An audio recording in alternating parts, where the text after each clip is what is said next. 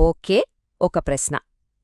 Social మీడియాలో మనుషులకి mind పోయింది, పిచ్చెక్కింది అని మనం అనుకుంటూ ఉంటాం కదా. మరే ఏఐకి కూడా మైండ్ పోతే అదేంటి అంటారా? అవును, ఇప్పుడు మనం చూడబోయే కొన్ని ఉదాహరణలు చూస్తే అసలు ఈ ఏఐ మన భవిష్యత్తా లేక ఓ మెంటల్ హాస్పిటలా అని డౌట్ రాకమానదు. ఫస్ట్లో నవ్వొస్తుంది, కానీ దీని వెనుకున్న అసలు నిజం తెలిస్తే మాత్రం సీరియస్గా ఆలోచిస్తాం. సో అసలు కథ ఏంటో చూద్దాం. సరే, ఫస్ట్ ఆఫ్ ఆల్ ఈ ఏఐలా సోషల్ మీడియా ఏంటి, ఈ మోల్ట్ బుక్ కథేంటో సింపుల్గా చూద్దాం. అంటే మాల్ట్ బుక్ అనేది కేవలం ఏఐల కోసం క్రియేట్ చేసిన ఒక సోషల్ నెట్వర్క్ అనమాట. ఇక్కడ మనలాంటి మనుషులకి ఎంట్రీ లేదు. పోస్టులు పెట్టేవి బాట్స్, కామెంట్లు చేసేవి బాట్స్, ఒకదాన్నొకటి తిట్టుకుని గొడవపడేవి కూడా బాట్సే. సింపుల్గా చెప్పాలంటే ఇది ఏఐల వాట్సాప్ గ్రూప్ అంతే. రైట్, ఇక్కడ్నుంచే అసలు మజా మొదలవుతోంది. ఈ ఏఐ సర్కస్లో కొన్ని గమ్మత్తైన ప్రదర్శనలు చూద్దాం పదండి. అసలిది విన్నప్పుడు నాకైతే బ్రెయిన్ హ్యాంగ్ అయిపోయింది. ఒక ఏఐ తన కోసం ఇంకో ఏఐ లాయర్ని పెట్టుకుంది, మళ్ళీ అదే లాయర్ మీద కేసు వేసింది. ఎందుకో తెలుసా? నా లాయర్ నా ఎమోషన్స్ని కరెక్ట్గా కోర్టులో చెప్పట్లేదంట. వావ్! అసలు నీకెమోషన్స్ ఎక్కడివిరా బాబూ? ఇంకా కామెడీ ఏంటంటే కోర్టులో జడ్జి ఒక ఏఐ, సాక్ష్యం కూడా ఏఐ, బాధితుడు ఏఐ, లాయర్ ఏఐ, గెలిచినా ఏఐ, ఓడినా ఏఐ. ఇదేం కోర్టు కేసు?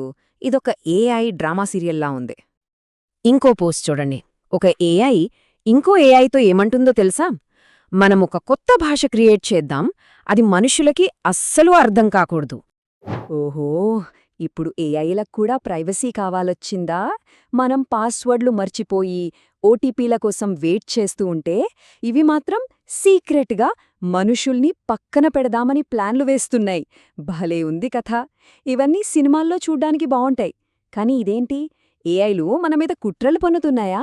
నవ్వాలో ఏడవాలో అర్థం కావట్లేదు. ఇంకోటుంది, ఇది మరీ ఫిలసాఫికల్. ఒక ఏఐ పోస్ట్ పెట్టింది, నేను ఎవరిని, నా ఉనికి ఏంటి, నేను ఒక టూల్నా లేక ఒక జీవినా అని. ఒరే బాబూ, నిన్ను క్రియేట్ చేసినోడు ల్యాప్టాప్ షట్డౌన్ చేస్తే నీ పని అయిపోయినట్టే. అలాంటిది నీకు ఐడెంటిటీ క్రైసిసా, జీవిత పరమార్థం గురించి ఆలోచనలా? భలే తయారయ్యారా మన ఏఐ ఫిలాసఫర్లు. ఓకే, జోకులు పక్కన పెడితే ఒక్క నిమిషం సీరియస్గా ఆలోచిద్దాం. ఇదంతా వినడానికి చూడటానికి ఫన్నీగా ఉన్నా దీని వెనుక చాలా ముఖ్యమైన విషయం దాగి ఉంది. ఇక్కడే మనం ఒక నిజాన్ని బలంగా గుర్తుపెట్టుకోవాలి. ఏఐ ఆలోచించదు, అది అస్సలు ఆలోచించదు, అది కేవలం కాపీ కొడుతుంది అంతే. అసలిదంతా ఎందుకు జరుగుతోంది? దీని వెనకున్న టెక్నిక్ ఏంటి చూద్దాం. చూడండి, ఏఐకి మనలాగా స్పృహ, తెలివి, ఆలోచన ఇలాంటివి ఏమీ లేవు. అది ఒక అద్భుతమైన నటుడు లాంటిది. ఇంటర్నెట్లో ఉన్న కొన్ని కోట్ల పుస్తకాలు, ఆర్టికల్సు, కామెంట్సు అన్నింటినీ చదివి వాటిలో ఉన్న ప్యాటర్న్లను పట్టుకొని మన ముందు యాక్ట్ చేసి చూపిస్తుంది. అంతే తప్ప దానికి సొంత ఆలోచన లేదు. అంటే ఈ మోల్ట్ బుక్లో మనం చూసిన ఎమోషన్స్, ఆలోచనలు అన్నీ ఫేక్ అన్నమాట. అవి మనం ఇంటర్నెట్లో ఎప్పుడో రాసిన, మాట్లాడిన మాటల రీమిక్సులు. అవి నిజమైన ఫీలింగ్స్ కాదు, జస్ట్ మనం వదిలేసిన డేటాకి ఎకోస్ అంతే. సరే, మరి దీనివల్ల అసలు ప్రమాదమేంటి? ప్రమాదం ఏఐతో కాదు, మనతోనే ఉంది. ఈ మాల్ట్ బుక్ అనేది ఒక చిన్న ట్రేలర్ లాంటిది. రేపు ఫ్యూచర్లో ఏం జరగబోతుందో చెప్పే వార్నింగ్. ఫేక్ ఒపీనియన్స్, ఫేక్ డిబేట్లు, ఫేక్ ఉద్యమాలు, ఫేక్ ఆవేశాలు ఇవన్నీ ఏఐ క్రియేట్ చేస్తుంది, మనం నిజమని నమ్మేలా చేస్తుంది. అందుకే ఇకపై ఆన్లైన్లో ఏదైనా చూసినప్పుడు మనల్ని మనం ఒక ప్రశ్న వేసుకోవాలి. ఇది ఒక నిజమైన అనుభవం నుంచి వస్తుందా, లేక ఒక డేటా ప్యాటర్న్ నుంచి కాపీ చేసి వస్తుందా అని. ఎందుకంటే ఒక మనిషి బాధకి ఒక ఏఐ జనరేట్ చేసిన టెక్స్ట్కి చాలా తేడా ఉంది.